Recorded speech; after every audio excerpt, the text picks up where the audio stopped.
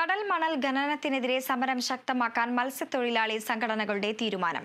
ഈ മാസം 27-ന് തീരദേശ ഹർത്താൽ നടത്തും. ഖനനത്തിനെതിരെ കൊല്ലം തീരദേശ മേഖലയിലെ മത്സ്യത്തൊഴിലാളികൾ നടത്തിവന്ന രാപ്പകൽ സമരം അവസാനിപ്പിച്ചു.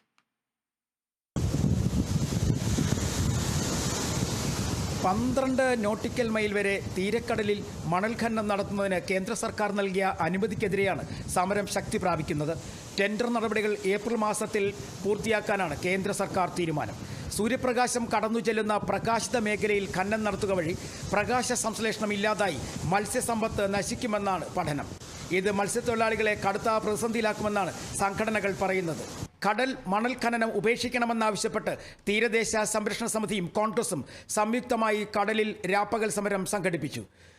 കടൽ കൊള്ള നടത്തി കോർപ്പറേറ്റുകൾക്ക് ഈ കടലിനെ മുഴുവൻ വിറ്റഴിച്ച് പാവപ്പെട്ട മത്സ്യത്തൊഴിലാളിയെ ഈ കോർപ്പറേറ്റുകളുടെ പണയ വസ്തുക്കളാക്കി മാറ്റാനാണ് നിങ്ങൾ തീരുമാനിക്കുന്നതെങ്കിൽ നരേന്ദ്രമോദിയല്ല 1000 മോഡിമാർ ഒന്നിച്ച് തീരുമാനിച്ചാലും അതിനെ സമ്മതിക്കില്ല ഈ തീരം എന്ന് ഉറക്കെ പറയാൻ ഞങ്ങൾ ആഗ്രഹിക്കുകയാണ്.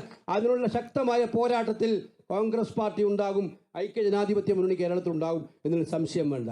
കൊല്ലം പരപ്പിൽ ആഴക്കടൽ മേഖല, പ്രത്യേക സാമ്പത്തിക മേഖല എന്നിവിടങ്ങളിൽ ആദ്യഘട്ടത്തിൽ ഖനനം നടത്താനാണ് കേന്ദ്ര സർക്കാർ നീക്കം.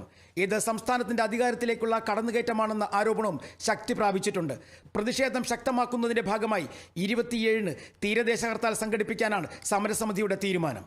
കേരള വിഷൻ ന്യൂസ്, കൊല്ലം.